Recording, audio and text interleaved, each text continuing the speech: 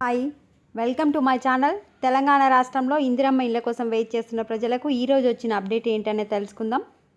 MLC ఎన్నికల code అనేది మార్చి 8 వరకు ఉంది.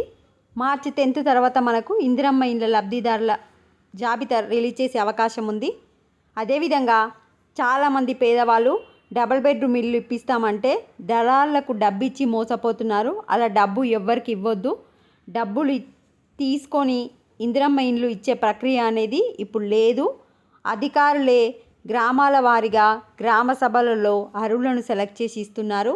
మీకు ఎవ్వరు మధ్య దళారులు వచ్చి ఇల్లు ఇప్పిస్తామన్నా నమ్మకండి.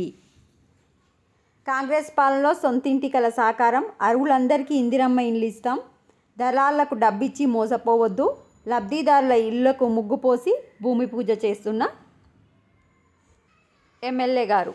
సో ఇది వచ్చేసి కరీంనగర్ డిస్టిక్లో ఇందిరమ్మ ఇళ్లకు ముగ్గు అయితే పోయడం జరిగింది. స్థలం లేని పేదలకు గూడేది. కరీంనగర్ డిస్టిక్లో చూసుకుంటే మొత్తం 146 డివిజన్లు ఉన్నాయి. ఇండ్ల స్థలాలు ఉన్నాయి 8,301 మందికి. మొత్తమే ఇల్లు లేని వాళ్ళు 32,075 మంది. అద్దెకు ఆరు పక్కా ఇల్లు ఉన్న వాళ్ళు 18,430 మంది.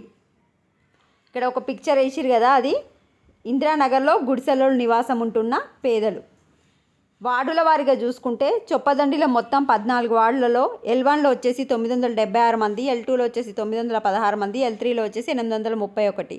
హుజురాబాద్లో వచ్చేసి 30 వార్డులు ఉన్నాయి. 30 వార్డులలో మొత్తం కలిసి L1లో 1989, L2లో వచ్చేసి 2012, L3లో వచ్చేసి 2,381 మంది ఉన్నారు.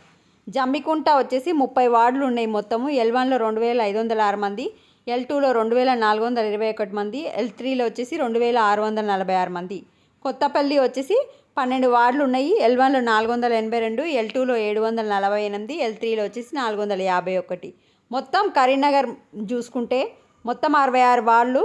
L1లో వచ్చేసి 2,348, L2లోనే ఎక్కువ ఉన్నారు. జాగలేని ఇల్లు లేని వాళ్ళు 25,978 మంది, L3లో వచ్చేసి 12,121 మంది. అయితే అద్దె ఇళ్లలో నివాసం ఉంటూ శాశ్వత నివాసం వస్తుందని ఆశపడిన వారికి నిరాశ ఎదురవుతుంది. ఎందుకంటే 25,000 మంది ఉంది. 25,000 కట్టిన డబుల్ బెడ్రూమ్ ఇల్లు అయితే లేవు అసలు. అక్కడ 3 దశల్లో ఇందిరమ్మ ఇళ్ల పథకంలో దరఖాస్తులను వడబోసి విభజించారు. మొదటి విడతలో స్థలం ఉన్న వారికే ప్రాధాన్యం ఇస్తామని ప్రభుత్వం ప్రకటించడంతో దరఖాస్తులు ఆందోళన చెందుతున్నారు. అక్కడ డబుల్ బెడ్రూమ్లు ఎన్ని కట్టినవి ఉంటాయో వాళ్ళకి మాత్రమే L2లో ఇస్తారు. L2 వాళ్ళకి డబుల్ బెడ్రూమ్ ఇల్లులు, కానీ అందరు L2 వాళ్ళకి కాదు. L2 వాళ్ళు అందరు వచ్చేసి 25,978 మంది. ఆ 25,978 మందికి అయితే రాదు. అందులో కొంతమందికి మాత్రమే మనకు డబుల్ బెడ్రూమ్ ఇల్లు అయితే ఇస్తారు. నెక్స్ట్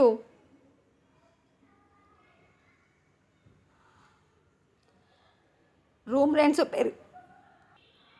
అద్దెలు భారీగా పెరుగుతుండడంతో కనీసం ప్రభుత్వమైన అవకాశం ఇస్తుందని భావించిన ఆశలు నెరవేరేలా కనిపించడం లేదు. పట్టణాలలో పక్కా ఇల్లు త్వరితగతిన మంజూరు చేసేలా చర్యలు తీసుకోవాలని ప్రజలు కోరుతున్నారు. సో మార్చి 10 తర్వాత మనకి ఇందిరమ్మ ఇళ్ళ గురించి అప్డేట్ వచ్చే అవకాశం ఉంటుంది. ఈరోజైతే మీటింగ్ జరిగింది. మనకు రేపటి వరకు ఇందిరమ్మ ఇళ్ళ అప్డేట్ అయితే రావడం జరుగుతుంది. వీడియోని లైక్ చేయండి. Thanks for watching.